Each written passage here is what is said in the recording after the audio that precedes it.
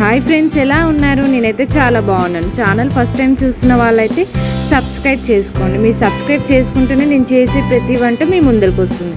నేను ఈ వీడియోలో ఇడ్లీలు ఎలా మెత్తగా స్పాంజీగా రావాలంటే ఏం చేయాలి, ఎంత మెజర్మెంట్లో పప్పు రవ్వ తీసుకోవాలో మొత్తం చూపిస్తాను.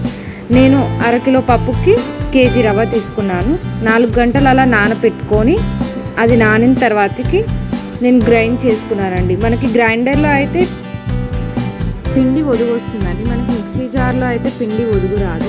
మిక్సీ జార్లో కూడా మనకి మెత్తగా ఇడ్లీలు రావాలంటే మనం రుబ్బేటప్పుడు కూల్ వాటర్ యాడ్ చేస్తూ గ్రైండ్ చేసుకోవాలి, అప్పుడు ఇడ్లీలు మెత్తగా వస్తాయి. నేను ఇక్కడ మినపప్పు, కొత్త మినపప్పు తీసుకున్నాను. పాతదైతే మనకి ఒదుగు రాదండి, కొత్తదైతే మనకి ఒదుగు వస్తుంది రవ్వ పిండి.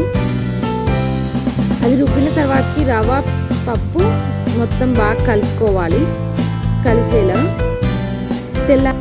మార్నింగ్కి మంచిగా ఇడ్లీ రవ్వ పొంగుతుందండి. ఇక్కడ నేను ఇడ్లీ ప్రిపరేషన్ స్టార్ట్ చేశాను.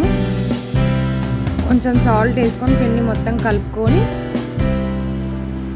స్టవ్ మీద ఇడ్లీ పాత్రలో కొన్ని వాటర్ వేసుకొని అవి మసిలిన తర్వాతకి ఇలా ప్లేట్ల మీద ఇడ్లీలు వేసుకొని ఇడ్లీ పాత్రలో పెట్టుకోవాలి.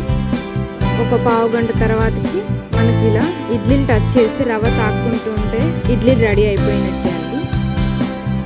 చాలా మెత్తగా మంచిగా తెల్లగా వచ్చాయండి.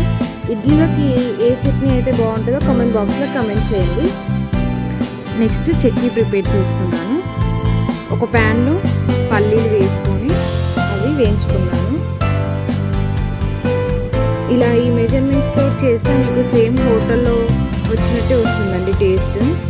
ఇడ్లీలు కూడా మెత్తగా బాగుంటుంది.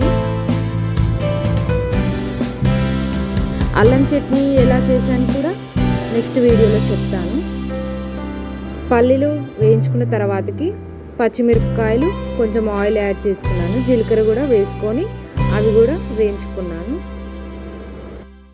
చల్లారిన తర్వాతకి మిక్సీ జార్లో పల్లీలు, ఉప్పు, ఎల్లిపాయ, పచ్చిమిరపకాయలు, చింతపండు వేసుకొని నేను గ్రైండ్ చేసుకున్నాను మెత్తగా.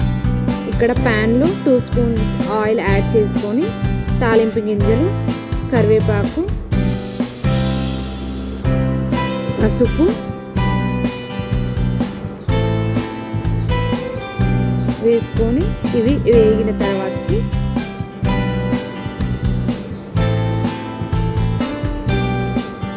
చట్నీలో వేసుకోవడం అయిపోయిందండి.